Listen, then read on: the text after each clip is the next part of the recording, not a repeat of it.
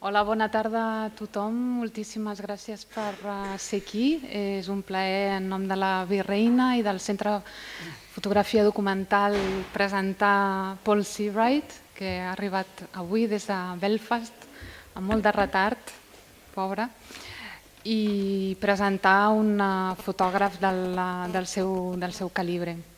Faré una brevíssima presentació del seu treball i de seguida li donaré la paraula per tal que ens expliqui coses relacionades amb el seu treball, amb el seu enfocament, el plantejament que ha portat a terme durant la seva trajectòria, i després podem tenir una mitja hora perquè li aprofiteu per fer-li totes les preguntes que vulgueu. Bé, com sabeu, és professor, fotògraf, ha estat i és director de la Belfast School of Art de la Universitat de l'Ulster, i anteriorment va ser decà de la Newport School of Art, Media and Design de la Universitat de Gal·les.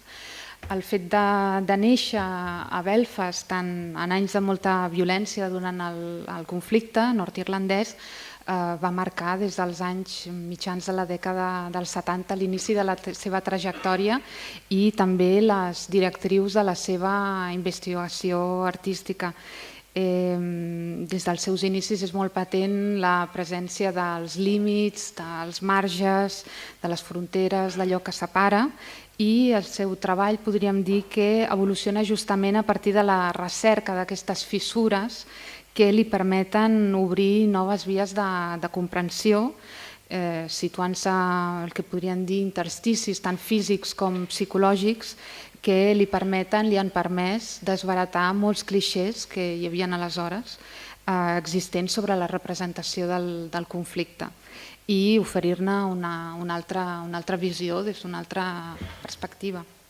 Per exemple, Sectarian Murder, que va ser un dels primers treballs que jo crec que es va veure a l'Estat espanyol, a Foto Espanya, les primeres edicions, que és una sèrie de l'any 88, va fotografiar en color els indrets on s'havien perpetrat assassinats sectaris, i ell les va exposar al costat de les notícies que havien aparegut a la premsa. Per tant, com vegeu, hi ha un primer projecte expositiu on es confrontava amb aquest vis-a-vis entre la retòrica amb la retòrica fotoperiodística, i que en aleshores la representació del conflicte estava absolutament dominada pel blanc i negre.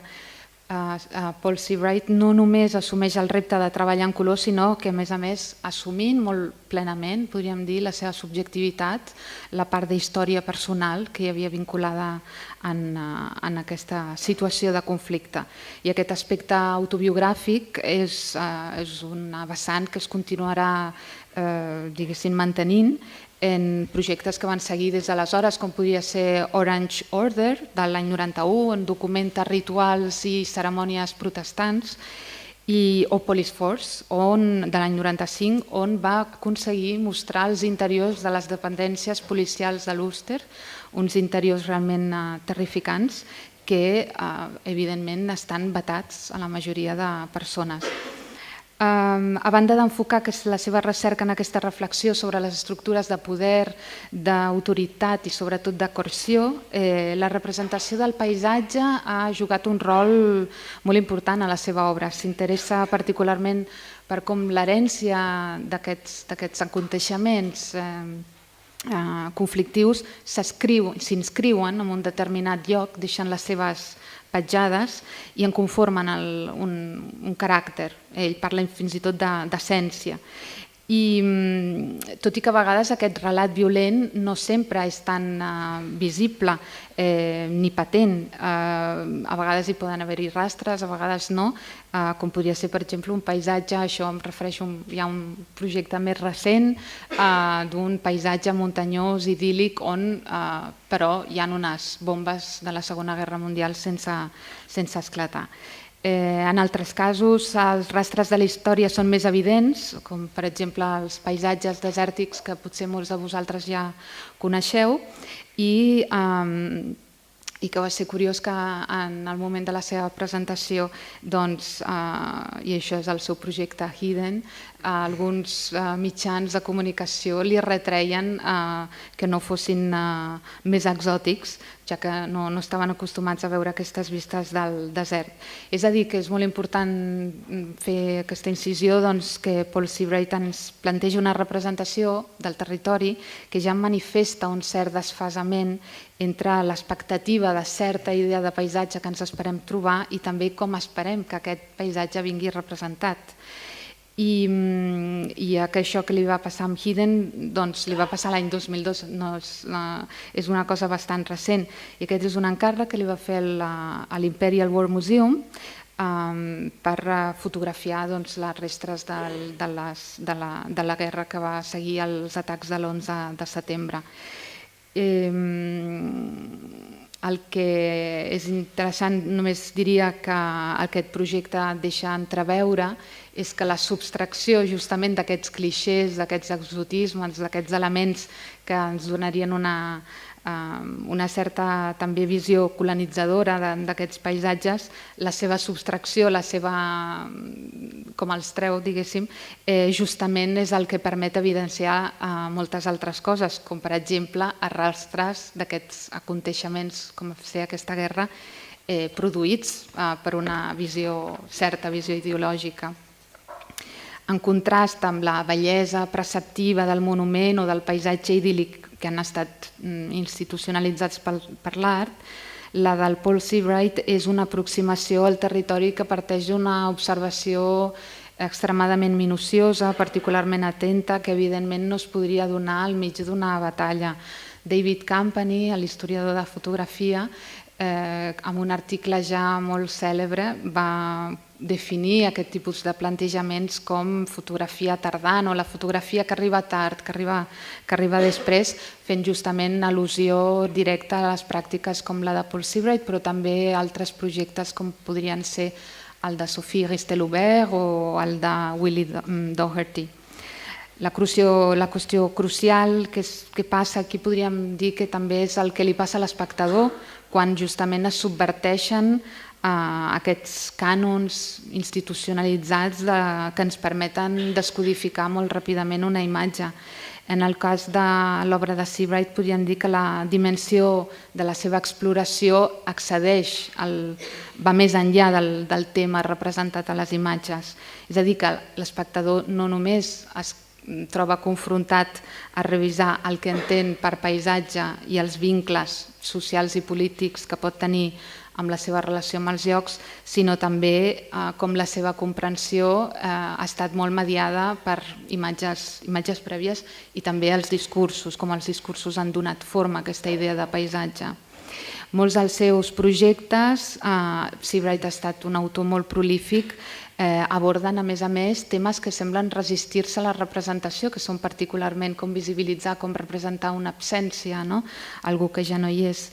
I és curiós que els seus propis títols subratllen aquestes absències. Podríem citar Missing, desapareguts, Margins, Marges, Hidden, amagat, Invisible Cities, un dels seus projectes recents, aquest últim dedicat a les ciutats africanes, a la representació de l'Àfrica urbana, un altre tema particularment invisible a la representació fotogràfica fins fa molt pocs anys, com també deia Alfredo Haar, que durant molt de temps aquest continent només ha estat representat a través de nens famèlics i feres salvatges o algun paisatge en guerra o també natura idíl·lica, com si no hi hagués res més.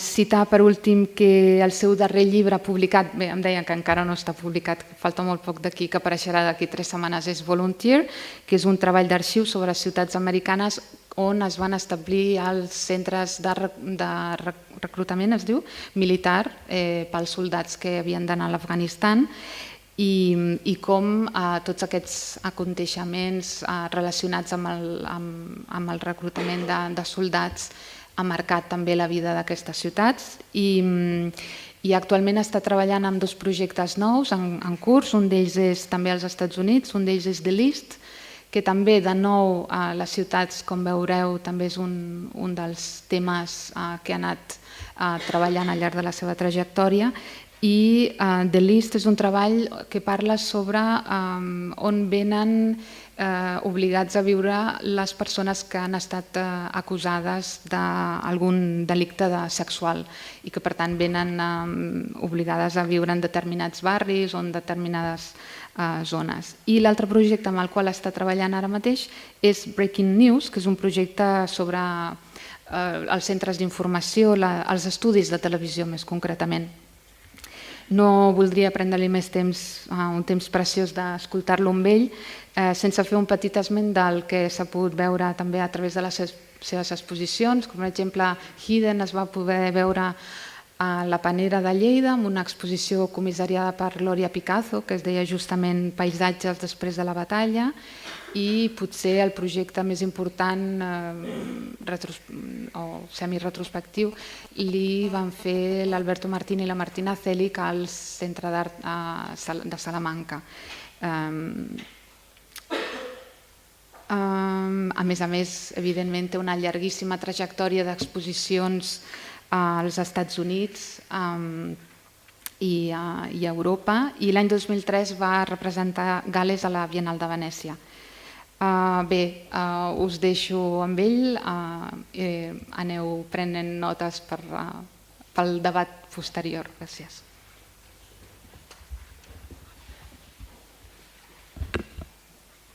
So it's over to me? Yes. Okay, very good. You'd be glad to hear I'm not going to talk about all of those bodies of work that you just talked about. It gets a certain point in your life that you just can't talk about all the bodies of work anymore. There's just too much of it. So I'm going to try to talk mostly about landscape. I mean, the fact that the series is called Battlefield is an interesting one. I think when you look at the title of a series, you think, okay, they're expecting me to talk about something around battlefields, but in a sense that's not difficult for me.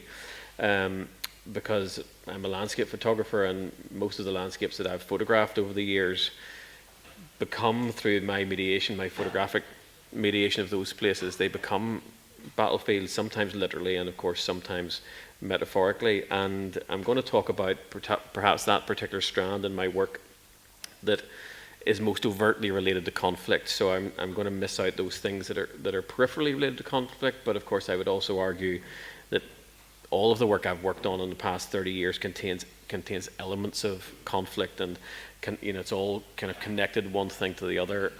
When I talk to students, I talk a lot about how you develop projects and how one project develops out of another, and how you develop a body of work. And I think you can and should be able to, in your own practice, be able to draw a thread of connection through everything you do, and it has to make sense at a philosophical level.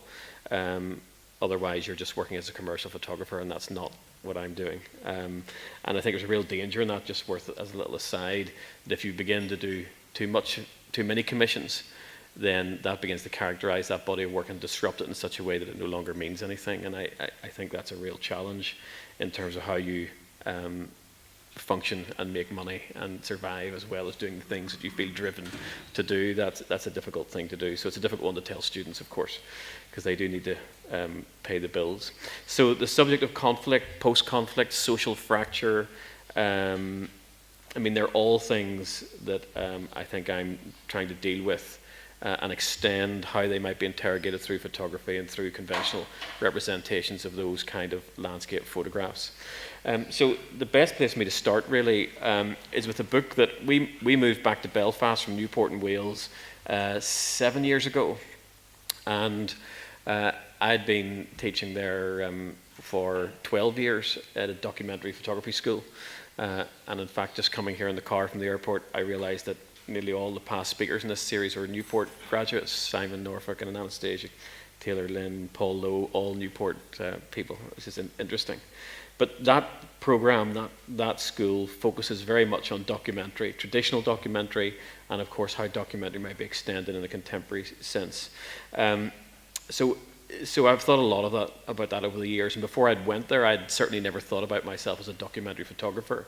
I think once you became part of a documentary school, then of course you began to think about it in that way, but that's not how I thought about it. So when we moved back to Belfast 6-7 years ago, My middle son, who was 14 at the time, came home from school, and of course he was born in Wales, knows nothing about Northern Ireland really, even though he's my son. No idea of the history of Northern Ireland. He brought this book home, a book that I have on the shelf at home, which is Clive Limpkin's 1972 book, The Battle of the Bogside. And in that book, it kind of distills it on almost newsprint quality paper, a particular external journalistic, you could even say British or colonial vision of Northern Ireland that most of you will be familiar with through the media. It's an incredibly repetitive book. It feels like it could have been made on one day. The photographs all look the same. They're just photographs of riot after riot after riot, and they all look the same as the next. One page looks the same as the next. It's very simplistic in terms of its edit, in terms of the text in that book. And actually, I was horrified that anybody would suggest to a 14-year-old that this would be any use at all in thinking about the history of the conflict in Northern Ireland, because it says absolutely nothing about the conflict in Northern Ireland other than people did violent things. And I think for me that summarised the limitations of newspaper photography. And I've got to be careful here because, you know, and I'm hoping I'm talking to the right audience, because the rest of them are at the World Press Photo talk tonight. I don't mount a critique of photojournalism. That's not my work's about. I've heard people say, oh, you're kind of anti-photojournalism. It's not true. But it's important for me to recognise that that kind of work, that photojournalistic representation of Northern Ireland, I mean, and it's a very well-rehearsed and well-documented debate, you know, that the currency of that kind of imagery and in the media portrayal of Northern Ireland is such that you have to mention it, because up until a certain point in time, that was all there was. There were really very few photographic artists who were making any kind of work that challenged that version of representation in Northern Ireland. Certainly not until the 80s, maybe a decade into the conflict, did you begin to see anything that at all challenged that very narrow view of what was going on in Northern Ireland, centred mostly on the otherness of explosions, riots, bodies lying on the street. And I've tried to contest that in my own work as a young student. That is something that I was drawn to do. I found myself at art school thinking, I'm from that place and it doesn't represent the complexities of that situation that I knew and understood growing up, and perhaps I need to try and find a more critical, more personal and subjective way to talk about that situation, because it's my situation. And the majority of the people who have photographed it up until that point, it most certainly wasn't their situation. They were American, French, German photojournalists who arrived on a plane, all stayed in the exact same hotel in the centre of the city, and went out during the day making photographs of the conflict. I showed this slide actually at a conference a number of years ago, and Paul Lowe was in the audience, and he said to me, that's me, the third person on the right in that picture. So when he was working as a photojournalist, when he was at that time an associate member of Magnum. So photography is and has been complicit in this narrow construction of representation of conflict, not just in Northern Ireland, of course, and it's a representation that relies very, very heavily on the conventions of photography, and actually the conventions of the traditional battlefield, you know, and this picture is in fact from a kind of battlefield, and it makes visible the artifice of the kind of imagery that's produced in those places, because every photographer except one is photographing the same handful of children throwing missiles at the police or the army, and of course the land around them, you know, bleak, strewn with glass and bricks, is the perfect kind of location to make that kind of photograph, and it ticks all the expected conventions of conflict photography: children, rioting, urban bleak environment, soldiers or police across a divide with kind of detritus in between them, action, otherness, you know, all of that. They're the conventions of a good news photograph. For me, really, right from my early 20s, the challenge has been to try and re-articulate or renegotiate photography's role within particularly the situation in Northern Ireland. That's where I started. Now, of course, I've ended up making work in other places, but also to do with a similar subject. But primarily, Northern Ireland was the place, a kind of a place where I was going to play out my own insecurities about how photography could respond to those kind of situations. So I've always operated within the discourse of art practice. I'm not a photojournalist. I never really, as I say, saw myself as a documentary photographer, but I saw myself dealing with documentary subjects. And I've always worked within the gallery. I'm not even really a photo book person, although I've done some photo books. The gallery is the kind of site where I end up locating my work, and I guess that's important, and we might talk about that a bit as we go on. So images of violence in the battlefield or of the dead, you know, they're scarce in the early war photographs. Of course, O'Sullivan or Brady's American Civil War photographs are the exception. But you know, that stillness, the conspicuous absence of the dead in photographs taken by Robertson, Fenton, Beato in the Crimea in the 1850s, mid-1850s. I mean, it just wasn't because of technical limitations. You know, there wasn't much latitude for those photographers to develop any kind of personal response to the battlefield.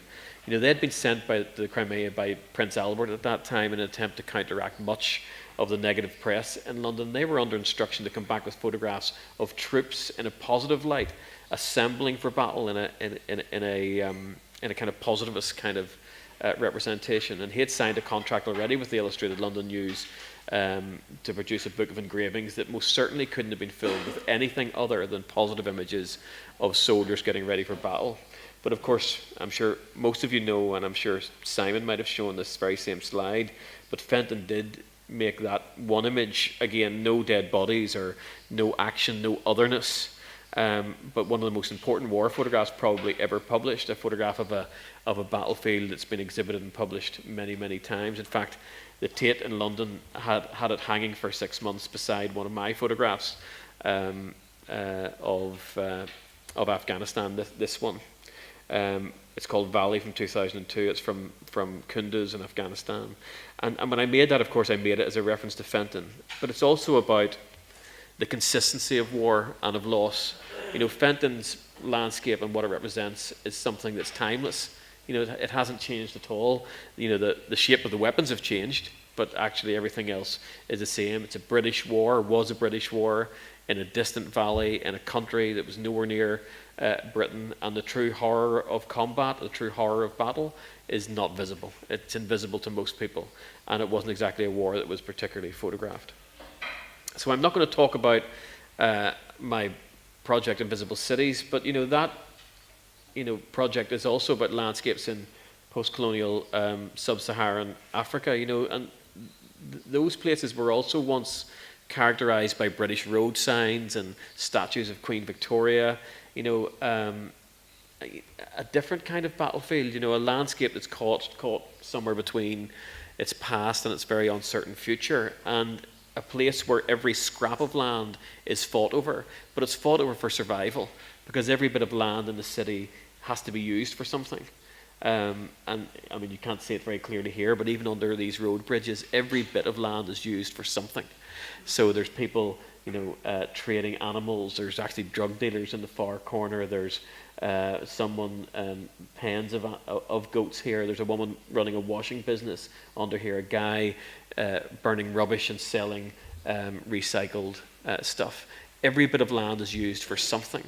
And everybody fights over who owns or can control every little scrap of land. And I find that fascinating, but I'm not going to talk about it because it's not overtly about conflict. I'll talk about Belfast, which is my landscape, as I say, divided, segregated, certainly violent, certainly contested, literally and metaphorically, I suppose, a battlefield. This photograph's taken in the estate where I grew up. Just 100 yards from this, and I'll come back and talk about that later. I just want to provide a bit of context, and I never go to talk about my work without mentioning Paul Graham's photographs made in the 1980s in Northern Ireland. Paul was my tutor at art school at the time he was making this work in 1984-85, and I think this work, these photographs, represent a huge turning point in the potential for landscape photography to talk about conflict. I mean, I think they can't be underestimated. At the time, I didn't like them. At the time, actually, I was very pissed off by these photographs. When Paul first showed them to us, I remember sitting in a room like this with some other students and feeling really indignant that some English middle-class guy could get into his Volkswagen convertible GTI, get on the boat to Northern Ireland and drive around and make these pictures of landscapes. And it really made me very angry. But actually, it didn't take long for me to understand that, and I'll explain why in a second, to understand that what it presented, not just for me, but for photography, was something very different. And him having done it, and you look back at it, it seems so obvious, there's so much that kind of work, but at that time it was very radical.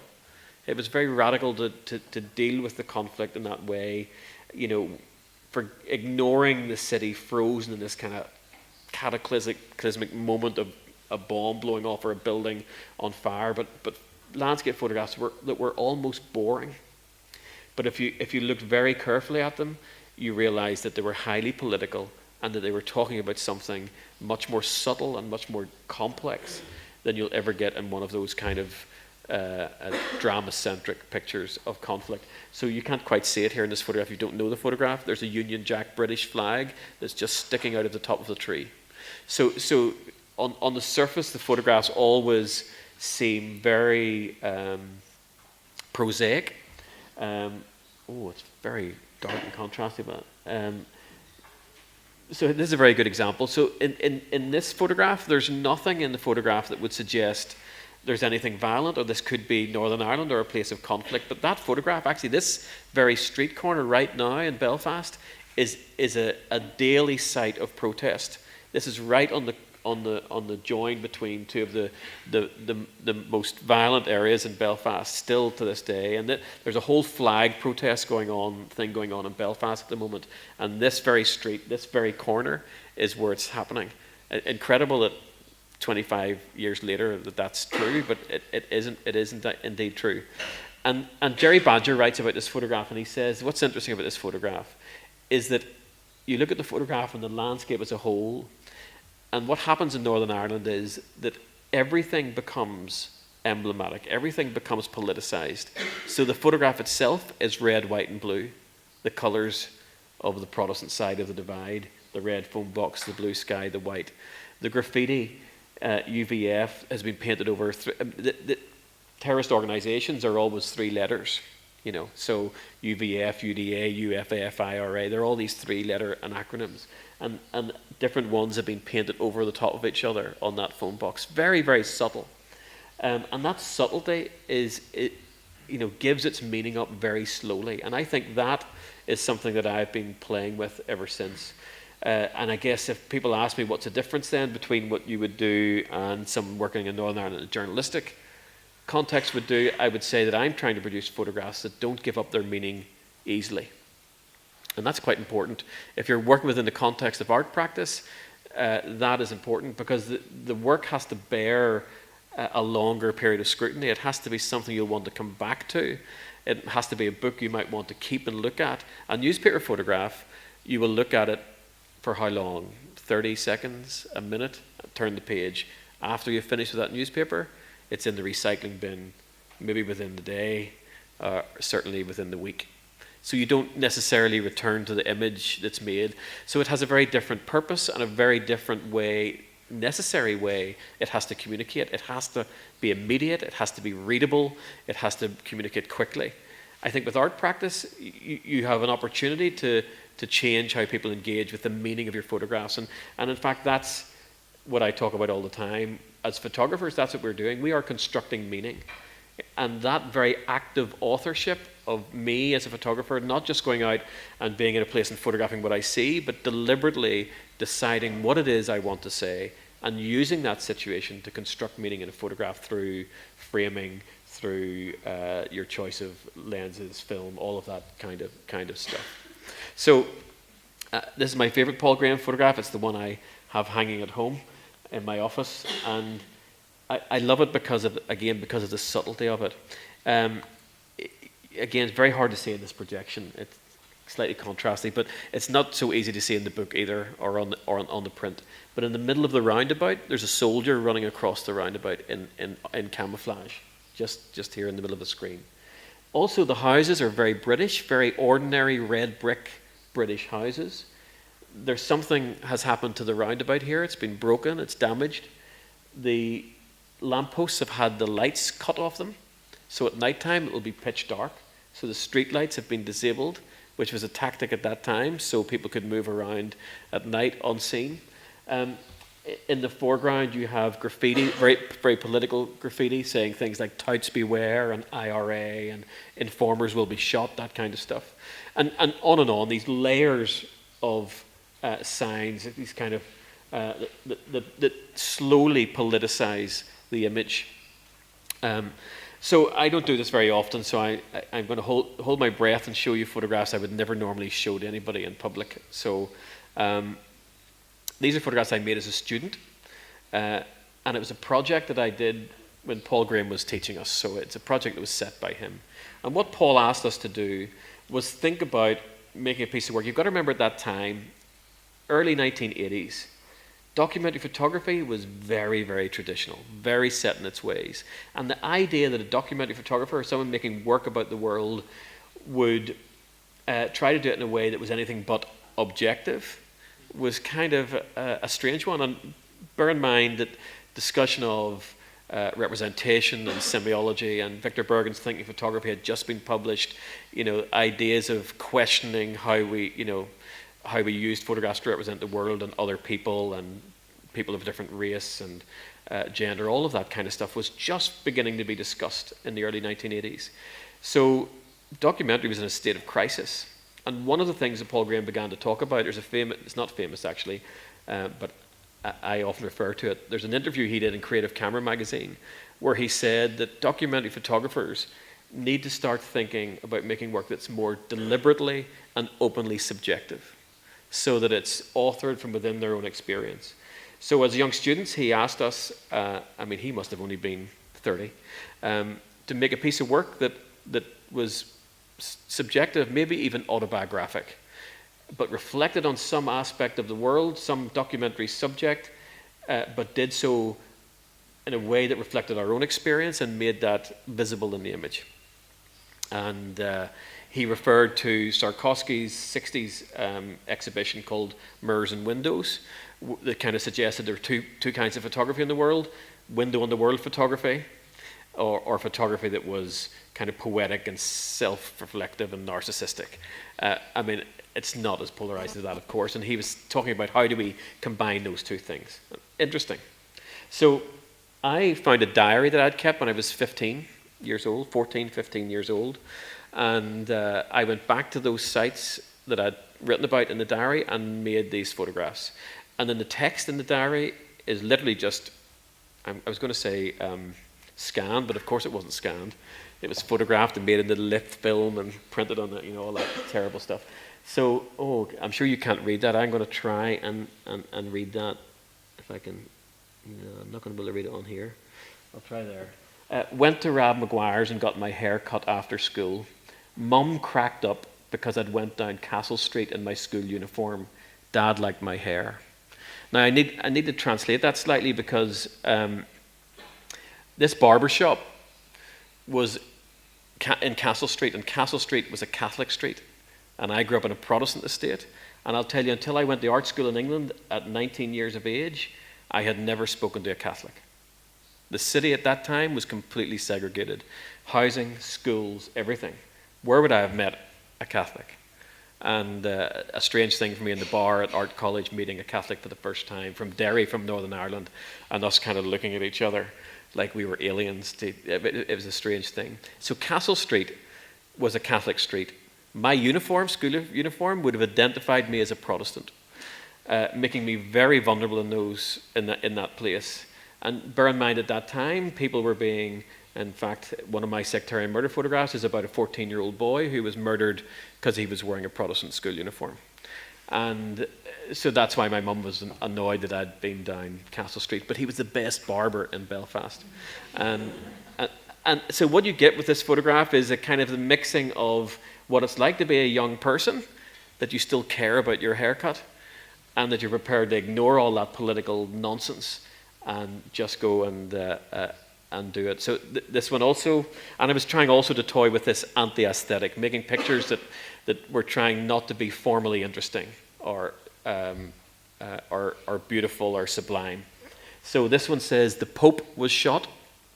He's in hospital.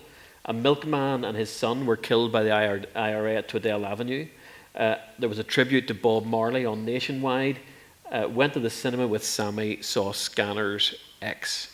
And X means it was an 18-rated film. So I was 15, so we got in to see a film that we shouldn't have. And this is the foyer of the cinema.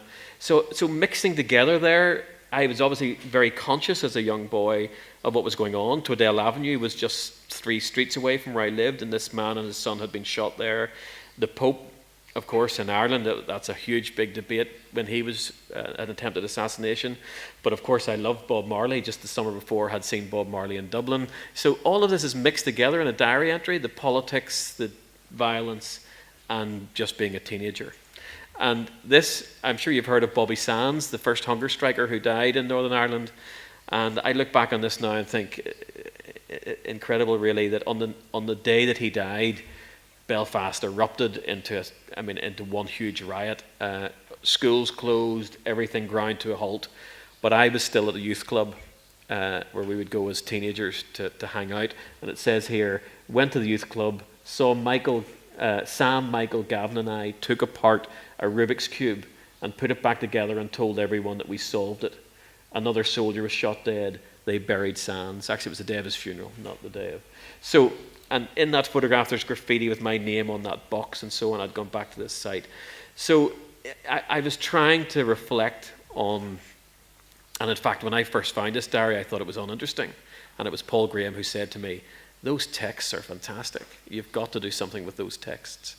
Because in there is a voice that's an invisible voice in the representation of what's going on in Northern Ireland. And it was that kind of personal reflection and complexity that I thought I had to try and extract. So then, immediately after that, I made the Sectarian Murder series 25 years ago almost now. And I started out by photographing quite unremarkable locations, scraps of waste ground, fields, abandoned playgrounds, all of which had been claimed by paramilitaries for sectarian purpose. So these are all sites where people had been murdered, either because they were Protestant or because they were Catholic. And in those years when I was around, well, in my teenage years, there were up to 400 people a year killed in the city on basically a tit-for-tat basis. So a Catholic was killed, and then they would kill a Protestant, and a Protestant was killed, a Catholic was killed, and so on and so on. But of course, that was rarely ever discussed, and here I am at art school, and I'm talking to English people, and they say, oh, you're from Northern Ireland, and they say, well, isn't everybody over there who gets killed a terrorist or a soldier or policeman? And of course that's not true. 2/3 of the people who were killed in the whole 30 years of the conflict were just civilians, killed for their perceived religion. And I wanted to make a piece of work about that. So I'm returning to the scene after the incident. And again, not to photograph a crime scene, because these were crime scenes quite some time before I get back to photograph them, but to photograph this kind of repaired landscape, normal landscape that conceals anything about the violent moment that happened, because that was the reality of living in the city.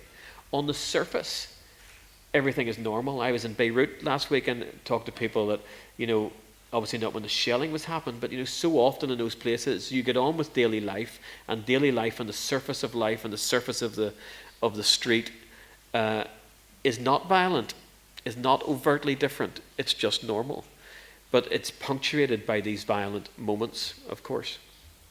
So the sectarian murder work, and going back to them, you can read the text, I hope. So these texts are taken from newspaper reports at the time.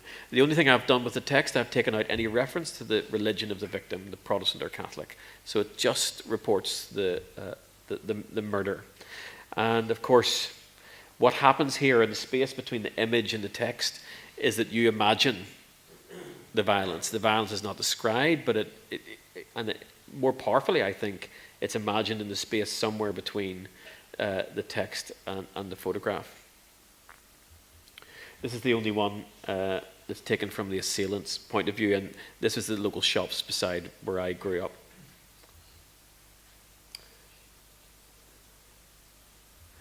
And that's the site of where the 14-year-old boy was killed because he was wearing his school uniform. So a local man actually saw me making one of these photographs, the next one actually, on a piece of waste ground, and he told me that seeing me there with a camera brought memories back to him. He said to me, "Why are you photographing this place?" And of course I couldn't tell him I'm photographing it because it was a murder site. I mean, it's not a conversation to start with a man in Belfast. And I made up some story that they're thinking of developing this site and I'm photographing it for the architects or something. And he said, no, you're not. You're photographing this because it's a dumping ground for bodies. And I thought, my goodness, right, you're right. And what he was saying was that there is no innocent reason for you to be here and photograph that place, and it was actually this place, and scrutinise it beyond the forensic. And he was right. And of course, me going back there with the camera is, in a sense, giving something back to the place and to the victim, I hope, in some naive way, at least. But again, I'm drawn to this absence of anything too exciting in the picture. I don't like it when a picture gets too exciting. It has to be quite dull. And this Joel Sternfeld photograph is very dull.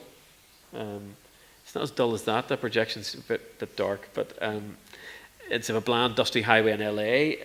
Wonderfully banal. I think it makes great reference to photography's obsession with topography and the ordinary, and that's where my interest lies, really. But this is an image that doesn't give up its meaning easily. And in fact, there's another photograph of this same place taken by Louis Boltz, which is actually slightly more interesting as a photograph, but it's very difficult to get a reproduction of it. But you just get the address here, 11777 Foothill Boulevard, Lakeview Terrace, Los Angeles, November 1993.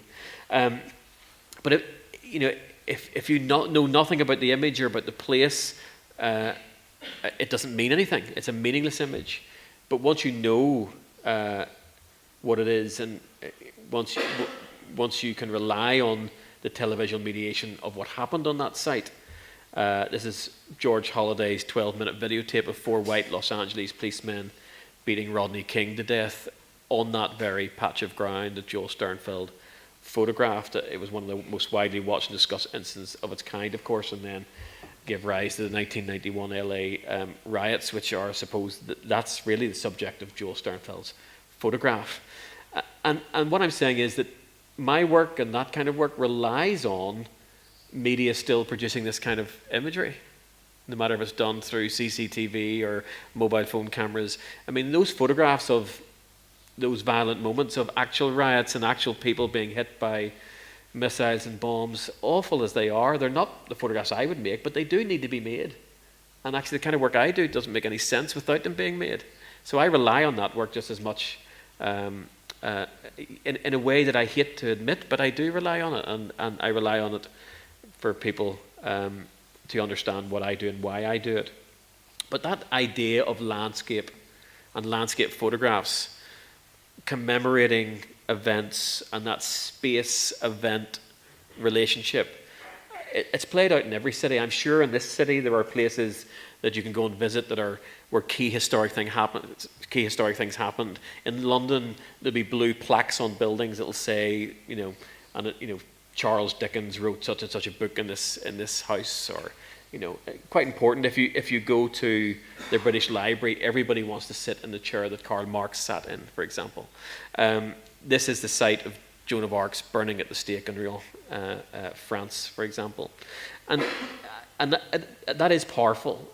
And I think I play a lot with that in my photographs. This kind of what's more recently been called psychogeography, but I'm not going to call it that. I just wanted to put this little bit in because I have actually worked in that situation where I've been in a situation and made this photograph. I'll come back to that text, in Johannesburg. And it goes back to something I said earlier about commissions. It was a commissioned by BMW and a museum in New York, where they commissioned 10 photographers, Renike Dijkstra, Wolfgang Tillman, a bunch of us, to make a piece of work for BMW. They wanted to start an art collection, and we could make anything we wanted. It had to relate somehow to BMW, but not have any cars in it, because they've got lots of pictures of cars. So I went to Johannesburg, and I had been making work about the police in Northern Ireland, so I went and made some work about the police in Johannesburg. But of course, travelling with the police in Johannesburg in a car for 2 weeks, I did it twice, was a hellish experience. I mean, a truly hellish experience. And was the experience of the photojournalist, because violence happened every day for 14 days. We experienced everything imaginable. After day 3, I stopped phoning my wife at home and telling her anything, because she said, "Don't tell me, just don't tell me." The first hour they picked me up, a guy stood up in the back of a flatbed truck and fired gunshots at the police car I was in. So, I mean, it was crazy. And I kept this diary, and then when they published the book, they reproduced the diary, because the diary, I think, acknowledges that the work is a failure for me. I found it impossible to make work in the heat of the battlefield, as it were. Day 1, the bulletproof vest is heavy, the car seems impossibly hot. Focus on procedures, maybe in the detail of insignificant actions, you may find metaphors for broader issues. Very difficult. This is such a different way of working for me. Everything is alien and I feel drawn to it. There's tension and violence in turns mixed with humour, exhaustion, fear, and genuine friendship. I've requested the same 2 police officers for the duration of the project. But it was very difficult not to get drawn to the otherness of violence. When people are dying at your feet, when terrible things are happening, and you have a camera in your hand, you photograph it. And it was a real problem for me. I would reflect on it. Of course, it wasn't digital, so you didn't get looking at anything you'd done as you went along. So I dealt with it in the end by, so day 13, a suburban bungalow riddled with bullets, a very frightened child clinging to a shaking mother, searches of young black men in the street over and over, chasing prostitutes in the suburbs, driving round and round walled housing estates, armed house robbery, gunfight in restaurant, hijack, drug-related murder, high-speed car chase. My head is swimming with thoughts of terrible things. And that was one day, one shift. And how do you function as an artist in that kind of environment? A real challenge. And I think for me, just reminded me that don't ever get yourself in that situation again, because you can't make meaningful work in that situation, because the situation is too fast, too hot, for you to be able to contemplate in a way that's meaningful and make work that's reflective. It just becomes too, it gets too driven by photography, I think, is the problem. So this idea of aftermath is something, of course, that I've been dealing with for a long time. Started with that sectarian murder work and going back to places, or going to places after that thing has happened. And of course, there's many people doing that since. These are photographs made in Belfast on sites of Protestant bonfires. So every year on the 11th of July, they build these enormous bonfires that you may have seen the Steidl book by John Duncan, of these huge constructions that they burn of wood and pallets. And of course, they're always photographed on fire with silhouettes of skinheads drinking bottles of cider or people rioting. And I wanted to make some work about them. I didn't want to document what they were. In fact, in the series, if I wasn't here telling you about it, you wouldn't know what they were about at all. I don't contextualize these. They're just photographs. The series is called Belfast Fires. So, of course, that allows the meaning to be very fluid, and the narrative that you can construct around that is one that is not tied down and not specific, and I like that. There's no right way to read these works. You don't have to know why the fires were built or what they represented. You just need to know that they're in Belfast, and they're fires because they're about Belfast and they're about the situation there. And that title, and of course titling of both works and of series, is very, very important for that reason, because it's the impetus, the first line really in allowing the audience to construct the meaning that they'll arrive at. So they're kind of these black images of the remains of the fires. And of course, they're talking about the remains of the conflict. This is literally the year after the first ceasefire. So I'm making these photographs just after the first ceasefire in 1994 and 1995, and thinking about how, and I'd been coming back from South Africa and thinking about how much over there they burn the fields in the winter, so as in the summer they grow back more virulent. And I think I was kind of thinking about some of that in these photographs. There are flames in that one picture, and that's kind of what they're like in the gallery space. So this isn't a chronology, so I'm leaping about all over the place here, but just to say that the Inside Information book, published by the Photographers Gallery in London in the mid-1990s, brought together sectarian murder, bodywork called the Orange Order, and these photographs about the police in Northern Ireland. And I think this series was a series where I began to think about how security spaces that would have been closed to anybody in Northern Ireland might talk about something other than themselves. And I think that's a really important thing. So these photographs, although they're of interiors of police stations and security installations in Northern Ireland, they're not really meant to be about that. They're not saying, oh, here's what a security installation looks like in Belfast. I'm trying to make it stand for something else. So a photograph like this is meant to be about the broader issues in the conflict, the fact that everything is dysfunctional. You know, society was dysfunctional, the conflict was broken down. You'd imagine these spaces would be high-tech and very slick, and of course they weren't. They were brutal kind of spaces. This is a watchtower in Belfast. There's a folded Union Jack flag on the counter, all of these broken switches. There's a machine gun, you can't quite see it in the top left-hand corner, and this electric fire, more obvious kind of holding cells, spaces like this, which, you know, a black chair in a black room looks like some kind of interrogation room. What it actually is doesn't matter. People always say to me, well, what kind of space was that? That really is not relevant. I could tell you that, but as soon as you explain it, it takes all of the openness out of the image, so it's better to leave that closed. So these kind of almost Heath Robinson kind of spaces of metal doors and dials and so on. And for me, this is where I began to learn to turn my back on the obvious and the violence. So this photograph is made at a riot. And there were lots of photojournalists there, lots of people photographing. They were trying to take a coffin out of a house with IRA flag and gloves on top, and the police were trying to stop it, and there was a riot going on. It lasted for 2 days. And so everyone's out photographing that, trying to climb on top of things to get a good view of the action. And I'm in some corner behind the Land Rover taking a photograph of a dog, or maybe the inside of the Land Rover. And for me, it wasn't about the event itself. It was about the event offering me an opportunity to make a picture that could represent something broader than itself.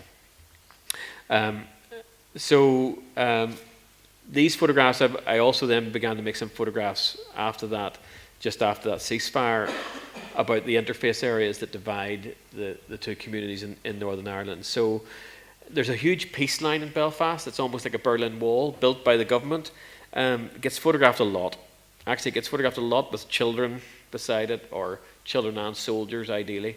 And I didn't want to photograph that, but I wanted to make some photographs that talked about the amount of suspicion there still was between communities and the division that still existed between those communities. And I tried to find situations where people themselves in the communities had changed and shaped the environment in response to what was going on. So this is a pub, this is a bar, and it has this cage in front of it. Just out of view, there'll be a camera.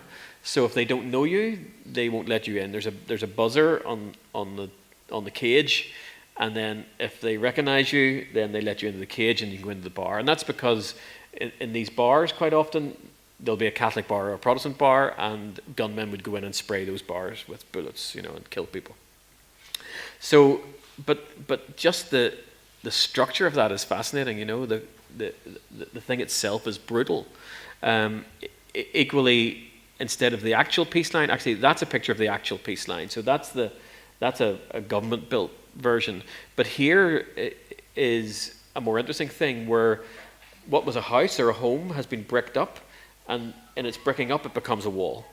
So a terrace of houses gets abandoned, and they build, and I've got one of those photographs here, I think, to show you that one. So there's a row of houses, 6 of them, and once the doors and windows are all bricked up, they become a solid wall because they're all joined together and become a wall between the two communities. So you were getting this. I mean, most of these have all been demolished, but and also a bit like the Jerry Badger thing, that everything becomes emblematic in this kind of situation. So, Northern Ireland is a really textbook place for the, if you want to study the relationship between place and history and memory and the construction of identity in the landscape.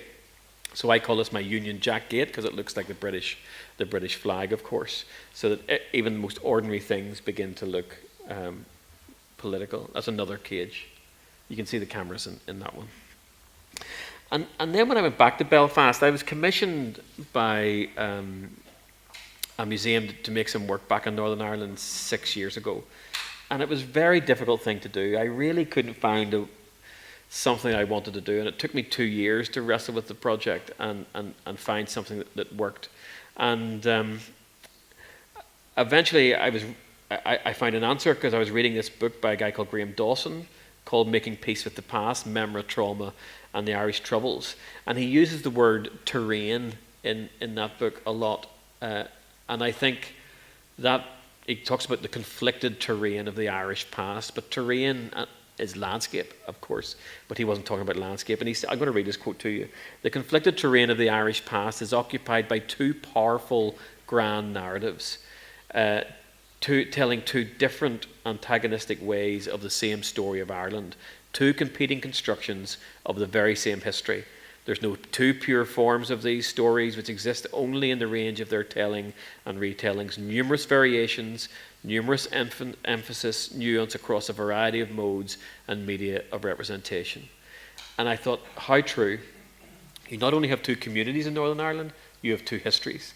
Two competing histories of the exact same events, two versions. And one of the most striking things when I met Sean Maguire, now a filmmaker at art school, the Catholic from Derry, was that when we began to talk, we realised that our understanding of what had happened in the last 20 years was so different, it was impossible to have a conversation about it.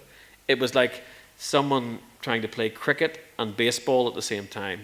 Different rules, different everything, same place. It was bizarre. And this work is kind of about that. So what I did was I went into classrooms in schools, and I went to history classrooms and started photographing their blackboards and whiteboards and making these abstract pictures of the text that they were making. Here's one. What I'm trying to talk about is this ideological and historical slippage that occurs around certain ideas, words, dates, of course, and embracing that idea that Dawson presented, that there can never be a correct reading of the history. And of course in photography, there's never a correct reading of a photograph. There's never a right reading of what a photograph means. And acknowledging that you can't escape or avoid the cultural determinants that allow us to construct meaning when we look at an image or respond to a situation or an event or a moment in time. So I'm kind of looking for these texts in the landscape. You can't quite see that, but there's a mural of a masked terrorist just between the trees. And it's actually called Masked, and the idea that everything is masked, and and I'm drawing together ideas of territory and contested readings and of landscape. Lots of things that really I've dealt with in earlier works, but the erasing of narratives and slogans and political graffiti. These are actually two hunger strikers on a kind of a homemade metal memorial. Woman Sarah Kent wrote something about my work many years ago. She said, Seawright's photographs work through stealth. He uses the camera as an agent of detection, spotting clues, and he alerts you to the way dumb objects can be made to utter political statements. And after straining to decode the apparently neutral information his camera records with such subtlety, one begins to see signs everywhere and paranoia infiltrates. And that's the idea in a lot of the work, that very simple things, ordinary everyday objects, start to present ways to think about the conflict.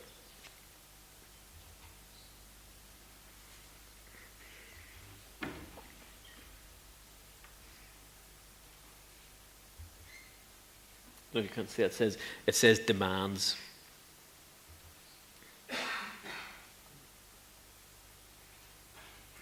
So maybe 10 years ago, maybe longer. I was in Chicago doing a residency, and I met this guy, Ollie Watt, young artist, and he produced this book. I have it at home. Never saw it again, but I love this book. It's called The Disasters of War Colouring Book. And he takes these famous photographs and turns them into a children's colouring book. It's just fantastic. It's probably the best thing you'll see tonight. And but you know what it says is that war photography becomes so naturalized in culture that it becomes almost abstract. You know, that you could turn it into a children's colouring book. And it is one of the problems with iconic photographs of these events, that they transcend the event itself and become something other. So you think of Vietnam through certain images or certain Hollywood movies, and not through any complex telling of it through literature or other forms, and I think that's a shame. And probably the most iconic image, of course, is that image, which effectively, I guess, was the most perfect. It's awful to call it perfect, but the most perfect news moment, because it was live and history was recorded, memorialized, summarized, represented in this one cataclysmic Hollywood-style image that nothing could ever compete with. No other representation of that moment will compete with that image. And it kind of stands for everything about what happened on 9/11. So on that day, actually, and there's lots of, emerging in the years after that, how could a photographer make an image that could compete with that, about that event on that day? I mean, I love Frederick Sartreau's, I don't know if you know that, little book, beautiful little book by a French photographer, produced in 2001, of people watching the Twin Towers burning. And the whole book is just like photographs like this, maybe 50 of them. And what's amazing about it, and what I love about it, is that you never need to see that first image ever again. You've seen it once in your life, you never need to see it again. But you look at his pictures, and you know the horror of what they're looking at. You don't need to see it, doesn't need to be described in his pictures. That narrative is better left out of the picture. It's better in your head, it resonates against where you were that day, everything you know about that event, because it's not tied down and described in the picture. And I think that opens up the potential in the image. It's much, much greater than the image, than that first horrific image itself. So I guess I'm playing with that a lot in my photographs. So I was commissioned by the Imperial War Museum just after the attacks in 2011 to go to Afghanistan. I know Simon was here talking as part of this series. We were there at the same time. He was in Kabul, and I kind of travelled all around the country. And we made very different photographs. I love that. You can go to the same place, to make work about the same thing, and make work that's not at all the same. And that's where I produced Hidden. So these are photographs of literal battlefields, of sites where battles were fought in the invasion in the 3 months before I arrived, 4 months before I arrived there, but also of minefields that were left behind. So quite often in these photographs, there's a line of red stones at my feet, and I'm literally entering the landscape with the camera and photographing a landscape that you could not walk in because it's full of unexploded bombs, cluster bombs, and mines. And I guess I was invited to do it because of all the work I'd made before, and they wanted me to go and make they always sent artists. The Imperial War Museum sent an artist to every war that Britain has been involved in. There was a bit of controversy because people began to say, you're meant to send artists, not photographers. Photographers go to war all the time. Why are you sending Paul Seawright? But actually the point is I don't work in the same way as a photographer would necessarily, not at that time anyway. I think now it's more common. I just put this in just to say that at that time you've got to bear in mind that just the early invasion of Afghanistan, up until that point between Vietnam and Afghanistan, certainly the first Gulf War, there were hardly any battle photographs, no kind of traditional journalistic photographs of those two conflicts. And nearly everything that came out of those was more abstract. You know, those kind of digital photographs of bombs being dropped down chimneys and, you know, all kind of stuff like that. I mean, you didn't really see hand-to-hand combat. Of course, that changed. Literally mid-2002, we saw the first embedded photographers, and then that, you know, Iraq has been probably one of the most photographed wars ever. But the Irish uprising in Dublin in 1916, there's not a single photograph of the uprising, the most historic uprising in Ireland's history, and there's not a single photograph of the actual uprising, but lots of photographs as a postcard of the aftermath of those events. And of course, Robertson and Fenton and so on made photographs and engravings in the Crimea that were similar. So here's a good example. At my feet, there's a line of red stones. These camels wander about in the minefield and blow themselves up all the time. The idea is that on the surface, everything feels normal. That's important. Back in Belfast, when I came back from art school, and Sarah, my wife, and I went back there to live, I think in our first year back there, we were in our flat one night, 7 o'clock in the evening, 6 o'clock in the evening, and our windows smashed. There was an explosion, and the windows came in.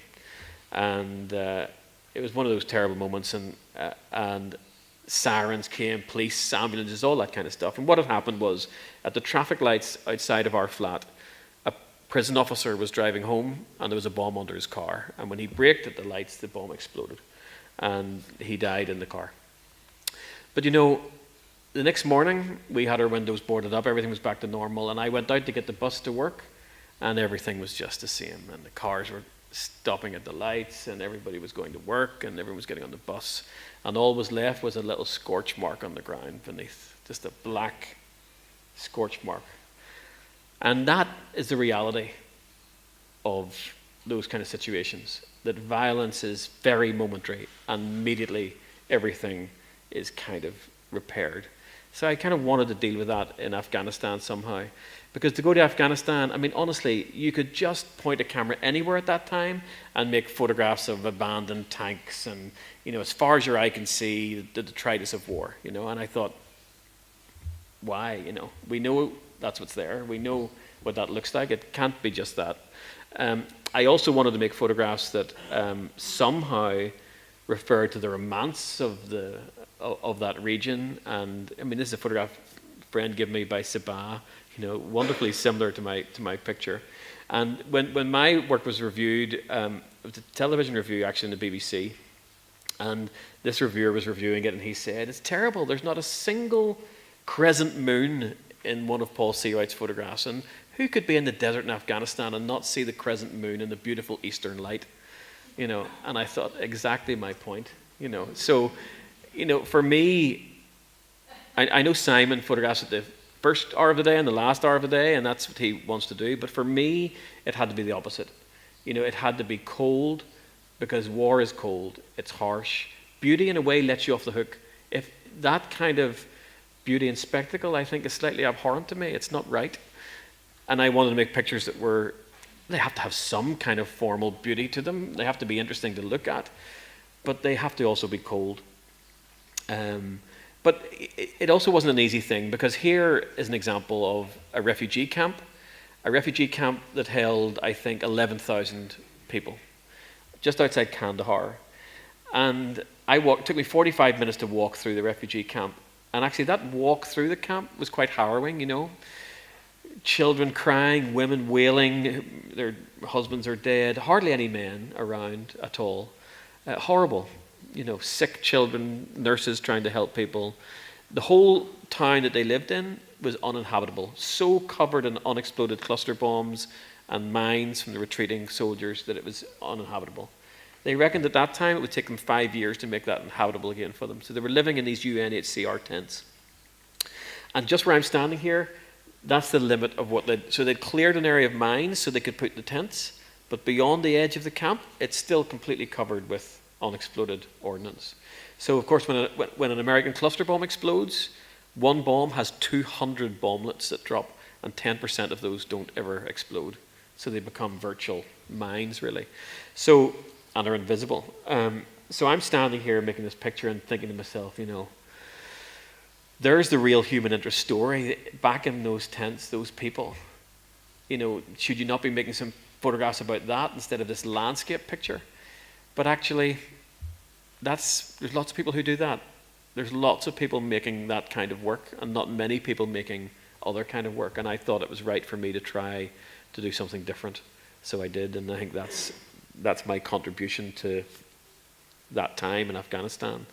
That looks like a campfire, but it's not. It's a little pile of exploded bombs that have just been left in the middle of the desert. And the desert's like that. It's not a beautiful desert. It's grey and rocky and horrible. And these are tents with different numbers on them, you know. So people are just reduced in conflict to the bare minimum, to just numbers. And the ticks indicate that the area has been cleared of mines and bombs. This is a Taliban bunker in Kunduz. So, again, trying to make pictures that border on being prosaic, border on being boring, but talk about something outside, this narrative that sits outside of the image, just at the edge of the frame. Somebody once said about my work that with Paul Seawright's photographs, you want to grab his camera and pull it back so you can see what's really going on, because it's really outside the frame somewhere. And I think, you know, rooms like this, it doesn't matter what it is, but it's what it could represent, and you will construct that yourself. One of my favourites, that map. And there's only one photograph that has actual mines. That looks like snow, but that's a projector, believe me, it's not me. And here's where the mines have been dug up as far as the eye can see. This is with them clearing mines in Kandahar. And in this series of photographs, there's a number of them, I think there's about 5 or 6 of them in the series, of these rooms, where the damage in the rooms is almost identical in every room. So it's one of these bunkers. And that really just tells you a little bit about the cluster bombing, the way the bombs drop in such a regular pattern that they create almost uniform destruction, which is kind of strange. And of course, the people who would have been in these rooms would never have seen the enemy. This idea of hand-to-hand combat, no, it was high-level bombing. So the white out, the idea of this invisible enemy just dropping bombs on you was something I was trying to say something about. And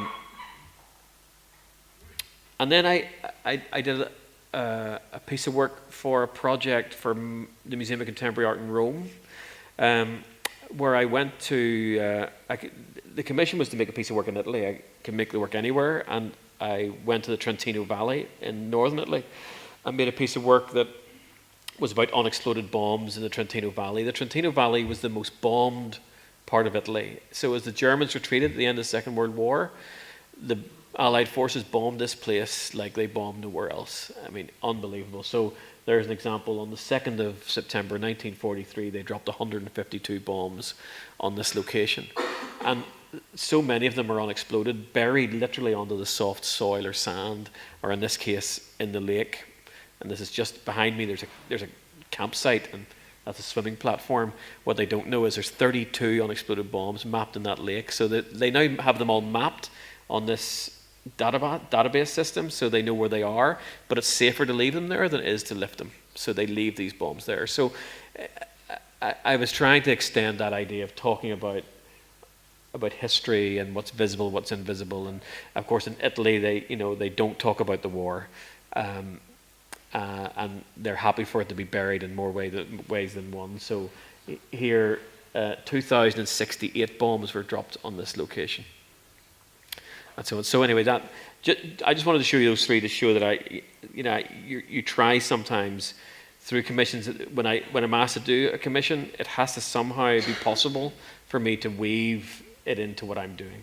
So I'm going to finish just by showing you, and it's like that's exactly an hour. So I'll take 5 more minutes and finish, and show you a little bit from my most recent project. It's just coming out this month, the book. I was asked in an interview at the back of the Invisible Cities book, do you not want to make any work about Iraq? That was, my goodness, that was maybe 7 or 8 years ago that was asked that question. And I said, I do, but I don't want to go to Iraq. I've been to Afghanistan, I'm not going back. And I thought for a long time about how to make some work about those 2 wars and their impact on us. Or on the West, really, rather than the places themselves. So I looked a lot at America, and particularly thought about the soldiers who ended up in America. I began to think about where they came from, where the most were killed. the highest casualties are from Texas and California and Florida. You'll see by that map where they all are on the borders of other countries, and that might tell you something. So I began to look at that and thought, will I go to Texas? And I thought, yeah, I'll go to Texas. More soldiers are killed in Texas and have been killed in Texas than anywhere else in America. And surely that has an impact on those communities, surely. Thousands upon thousands of young men have died in Iraq and Afghanistan. But I couldn't come up with a strategy. And for 2 years, my studio walls are filled with maps and ideas and trying to work out what I could do. And then I was giving an undergraduate lecture to first-year documentary students on Robert Frank's Americans. And I was showing the photographs, and up on the screen came a photograph, Robert Frank photograph of an army recruitment office in America, photographed in the 1950s. And it was like a eureka moment. I thought, of course, you need to go and photograph where they recruit these soldiers, where they come from. And then I spent 3 years. I went to 15 states, photographed over, I don't know, thousands of military recruitment offices. So you would go to a place like Houston. These are all recruitment offices spread around different parts of the city, and make photographs. I like that idea of mapping. I haven't talked about mapping. The theme of mapping runs through my work a lot, and borders and the edges of territory, a whole other theme in the work that I could talk about, and effectively that's what this is. And it's a really challenging methodology, because you don't choose where you make your photographs. It's almost like the sectarian murder work. The site is determined for you. So here's one of the photographs. This is from Dallas, Texas. So these are Mexican workers who are waiting to try and get picked up by construction people to go and take them to labor on a building site. But just behind me, literally behind the camera, there's a row of 3 shops. A 7-Eleven drugstore, a liquor store, and next to that, a US Army recruiting office. And in the first phase, I actually photographed the recruiting offices. In fact, this next picture, that's the recruiting office upstairs, above the step-up lounge, and next door to the Big Daddy liquor store. And actually, on most occasions, the actual recruiting office wasn't particularly interesting. It's a building, it's bland. But of course, where it's situated, where it's sited, and what it's trying to do, and who it's trying to recruit, and where it is really what's interesting. And of course, it also completely fits with how I normally make work, by not actually photographing the thing itself. So I began to go to these locations and photograph around these military recruitment offices. And you have to then ask yourself, if you're, a low-paid Mexican worker like them, what will it take before you cross the road and go in and sign up? Because when you sign up, you get a $12,000 signing-on bonus at that time. You get a free medical plan for you and your family. You can get a scholarship for university when you leave, when you come out of the army, as long as you get a clean record. And actually, only 36% of soldiers have a clean record when they leave the military, which is interesting.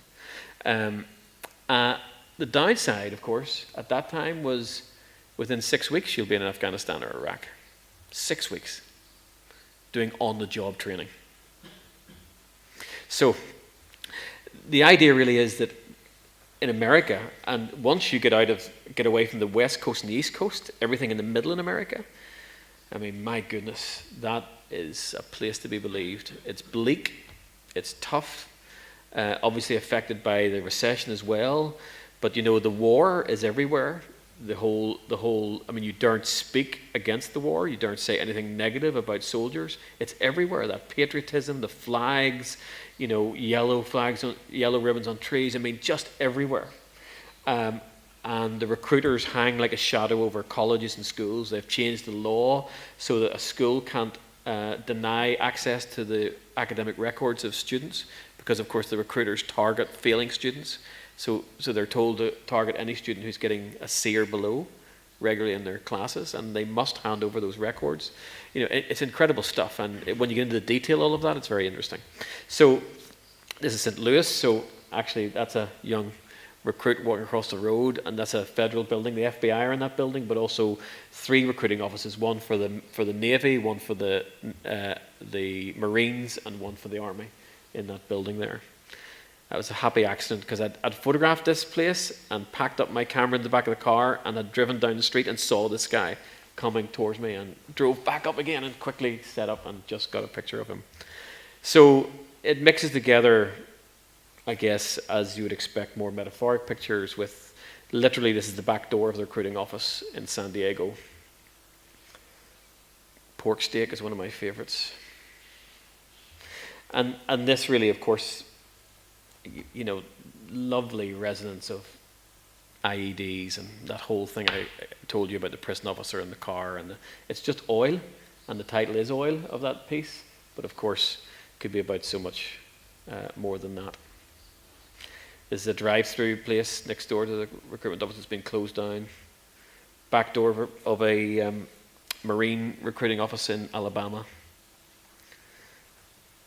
New Orleans. Trailer park opposite the strip mall where they are. So you get the idea. So it's a kind of a different battleground. It's a battle to recruit soldiers to volunteer in inverted commas, and that's why it's called volunteer for service in overseas.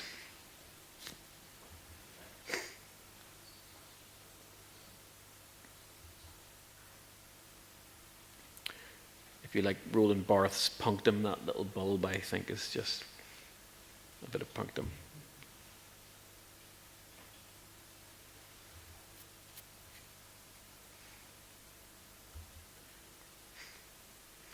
That white building is one half a Blockbuster video store and one half a recruiting office.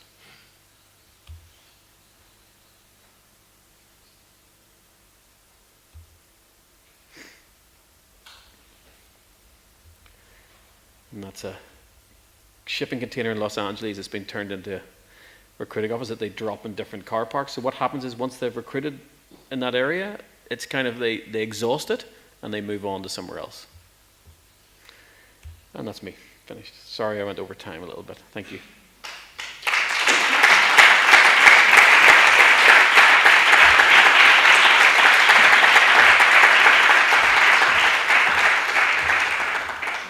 Thank you so much, Paul, for this so rich and wonderful talk, and especially also for sharing your work since the beginning on that was very interesting. Thank you. Bueno, comencem un breu debat. M'imagino que tindreu moltes qüestions i preguntes. Obriré jo el debat amb una primera pregunta, en tinc moltes, però en faré només una i després de seguida us passaré la paraula. Les faig en anglès? Sí? I wanted to ask you about, it was very interesting to see so recent projects that are in the States and in relationship with this representation of canonical landscape that has been, let's say, installed from New Topographics exhibition. And it's a mark, it's a landmark, and it has been a big influence. Which I think the artists like you, like Paul Graham, and many others from England has counterbalanced that vision, or that, which was not tendency, because we're very different visions themselves. Yes. It was not a group, it's not the style. But seeing these latest images doing in the States, it's interesting how you were thinking that question on this representation. Oh, I mean, of course. I mean, Robert Adams has been probably one of my favorite photographers since I was a student. Although it always frustrated me that the subject matter was so absent, you know, and making photographs in America in the shadow of photography, because of course North America dominates both the history of photography and contemporary photography, we like it or not, it's very difficult to get away from it. And when my first month, I would go each time to America for a month. I think I went 7 times for a month each time. And the work that came back from the first month, I don't think there's a single picture left in the edit from that first trip. And that's because it was almost like it was like a cathartic experience trying to go to these places and make photographs, and it was impossible not to make photographs there that felt so American and so cliched. And when I brought them back, I kind of liked them because they felt like American landscape photographs. But immediately I showed them to, I don't know about the rest of you, those of you who are photographers, but I think it's important in your life to identify 2 people, maybe, no more than that, who you really trust to talk to about your work, to show your work in a way they're not going to judge it or play games with you, or they just can tell you the truth. I have very good friends who are photographers who you would like to think they can do that, but they can't. They're just not able because there's other agendas at play. But I have 2 people in my life I can talk to, other photographers, and they tell me. And I showed this first trip, to one of those. I wouldn't normally show. He came to the studio, and I knew as he was looking through the photographs, I could tell by his demeanor that something was wrong.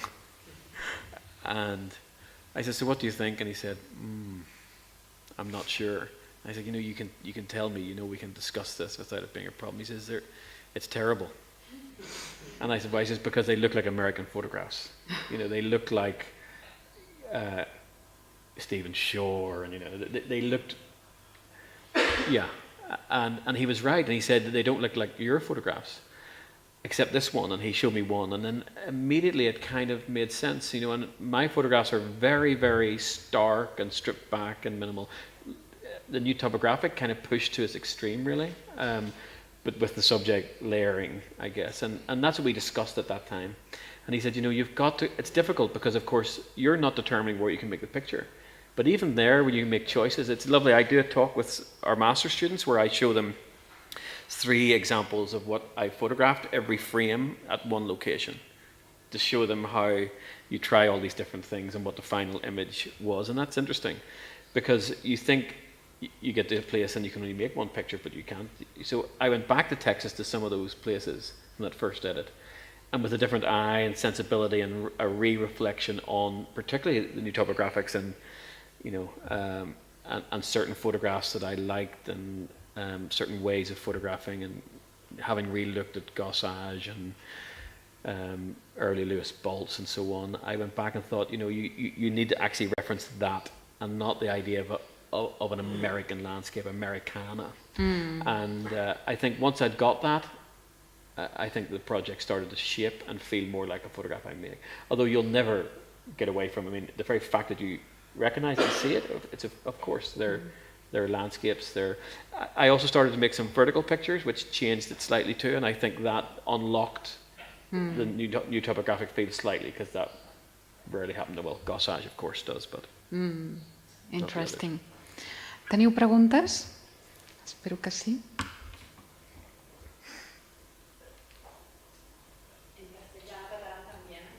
Sí. Oh, yeah. Sure. Ningú s'anima?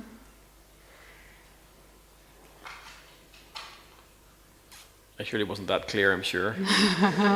Bueno, mentre us aneu pensant la propera, I have many, so But well, don't ask too many. I hope you will manage to find yours. Also, I wanted to ask you, in these new projects that you are still developing in the States. Yes. Also confronting with this American structure, urbanism, the city, because the city is something very important in your work. Yeah.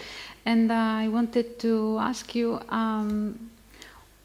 for you and in what you consider in general for contemporary photography, what were your challenges for you? Because I had the feeling that directing the issue to this person that have been accused of a sexual delict, It's kind of a different topic from the It is and it isn't, because of course the topic is still the city. So that, as you rightly say, I mean, I have a different talk that I would give that is about the city, you know, and that is one of the other threads that goes through my work.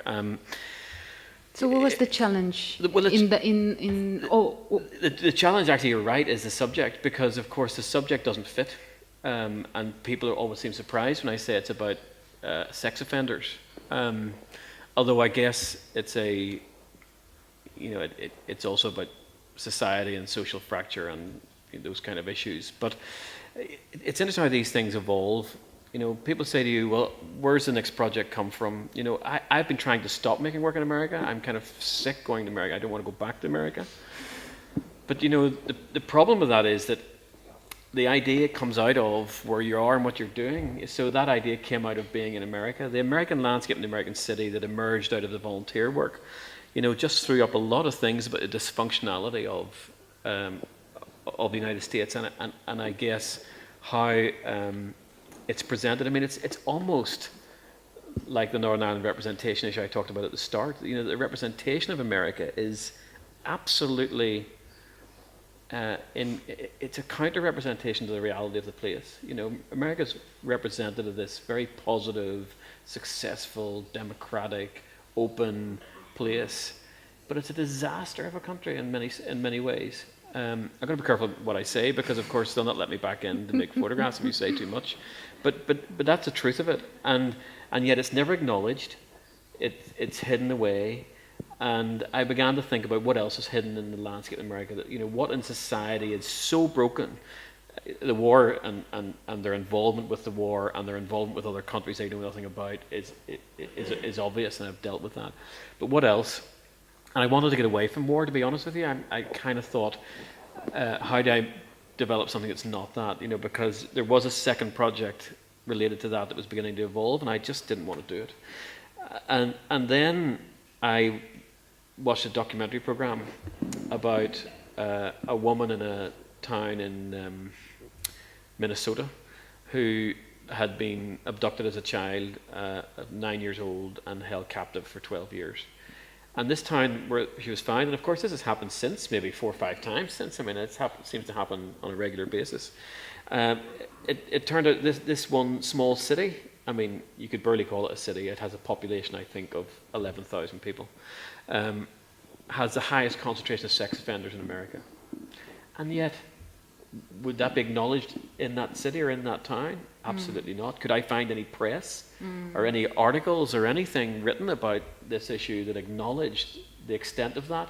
And the more I researched, and of course the work is always driven by research, the more I researched, the more I found that these small towns, particularly in the Rust Belt between Detroit and South Dakota, have the highest concentration of sex offenders. And they are kind of typical middle American quiet towns and small cities. And they don't live in the big cities. So Chicago is an example.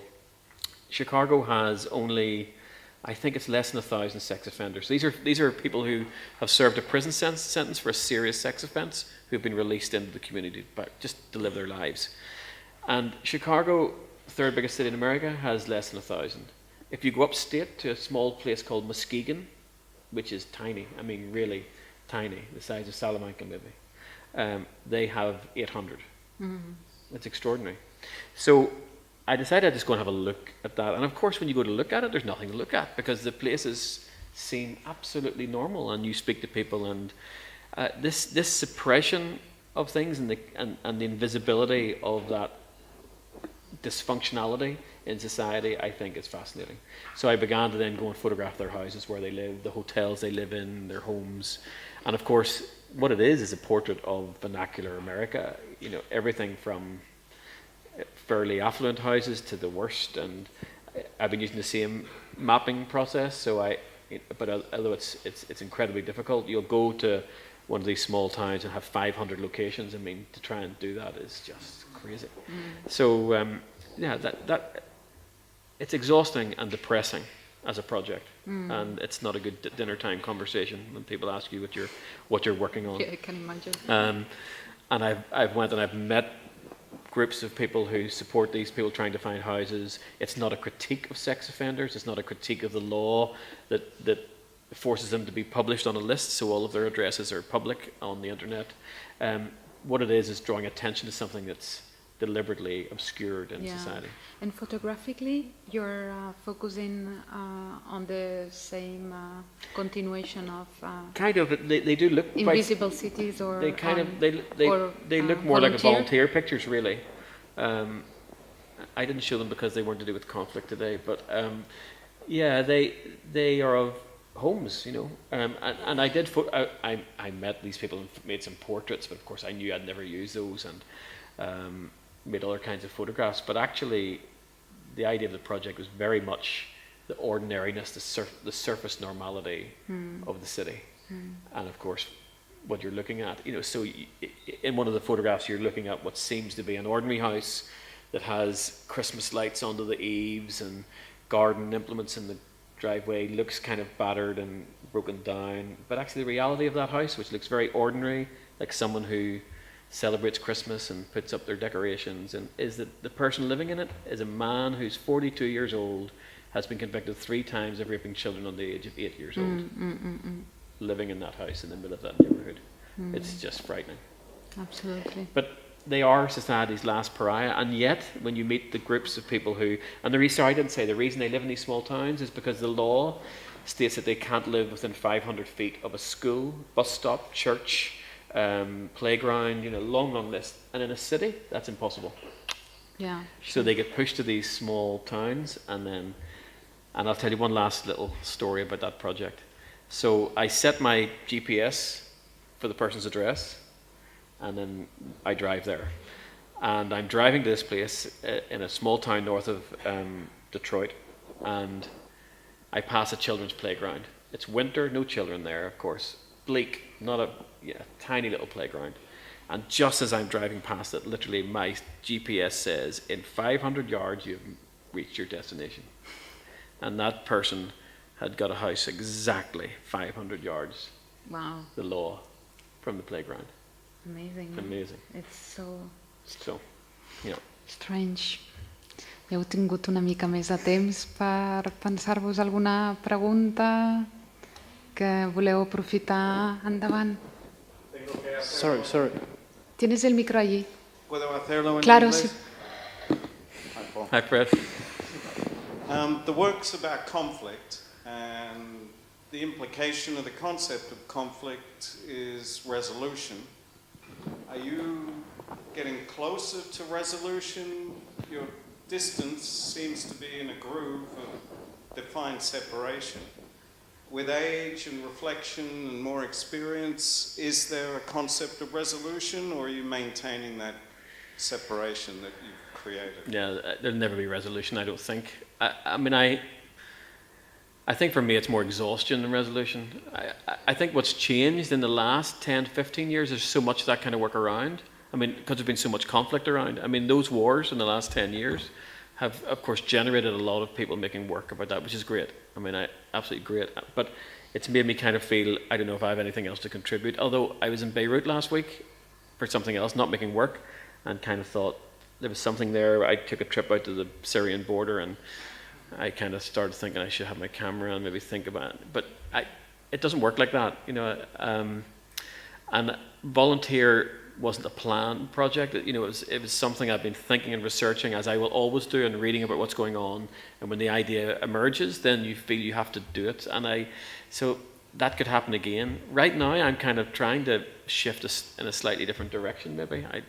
I don't know. And I couldn't tell you now. I'm just finishing the list. I have one more trip in March, and then that'll be out next year. And I have no idea what comes next. None.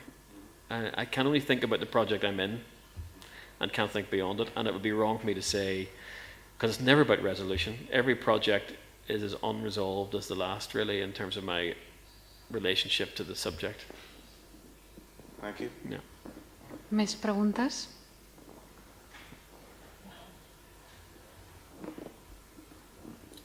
Okay, are we off the hook? Tenim més temps, Ada, o deixem aquí? Una més? How to choose? Yeah, maybe you have been exhibiting since the 80s, no? Yeah. And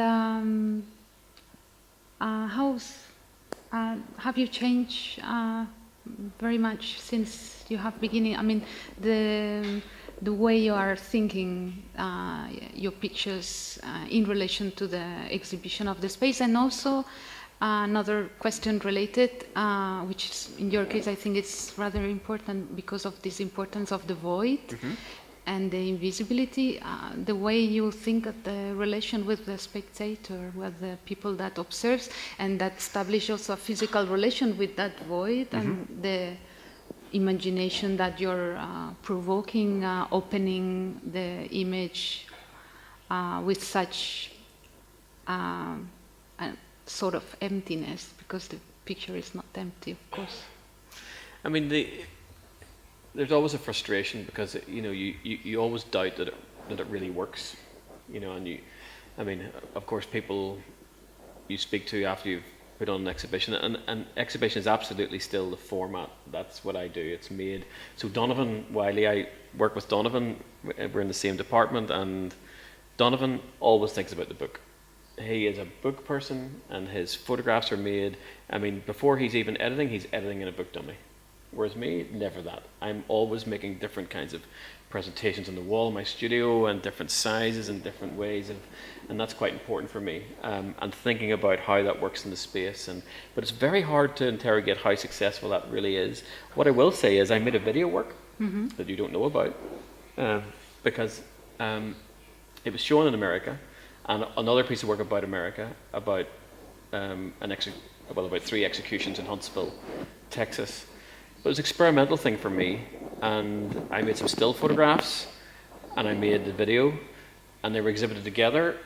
And actually, really, the video is it's just like it's like a series of moving versions of my landscape photographs. The video looks like my other American landscapes, but there's some kind of movement in there, maybe cars or a person walking through, and then beside that, it's on a screen that looks exactly the same as the images, and the still images hang beside that. And I kind of quite liked it, but I think the piece was weak.